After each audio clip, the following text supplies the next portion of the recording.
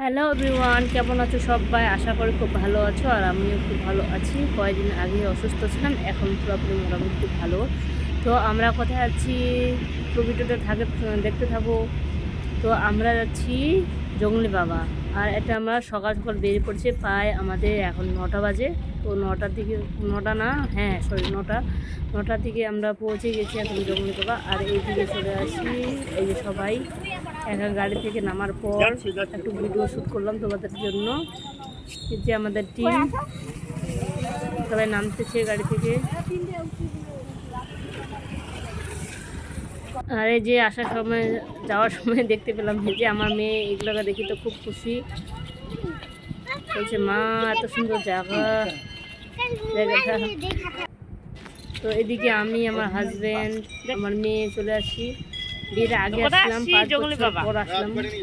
তো আসে অনেকটা খুশি, কোনো না কোনো জন্য আসতে পারতাম না। তো এবার ফাইনালি চলে আসলাম। তো ভগবান যেন সুস্থ রাখে, ভালো রাখে। আর এখন ভিড় অনেকটাই কম, কারণ আমরা সকাল চলে আসছি। তো দেখতে থাকো, টাটা।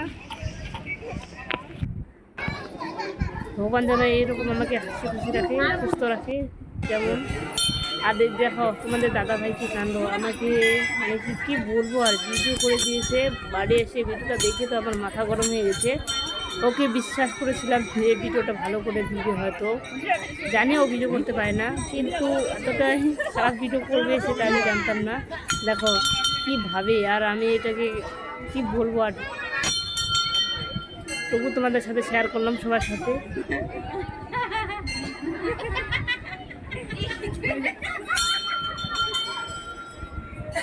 সেই জন্য ওকে আমি ভিডিও করতে দিলাম।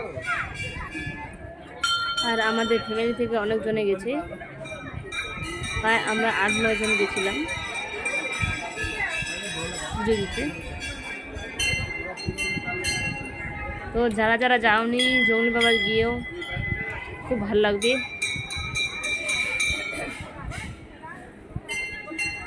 আমাদের যা সবাই একসাথে পুজো দিলাম, আর নিয়ে গেছিলাম অনেক কিছু, বাড়ি থেকে সব কিছু নিয়ে গেছিলাম।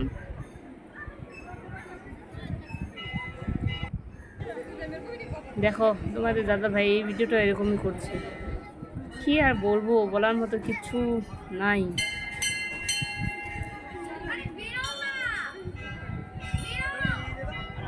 যখন দেখলাম ভিডিওটা এমন হয়েছে, উফ। আর তোমাদের সাথে ফটোগুলো শেয়ার করবো, তোমাদের দাদা ভাই তুলে দিয়েছে। ও সেলফি তো একদম কি বলার মতো।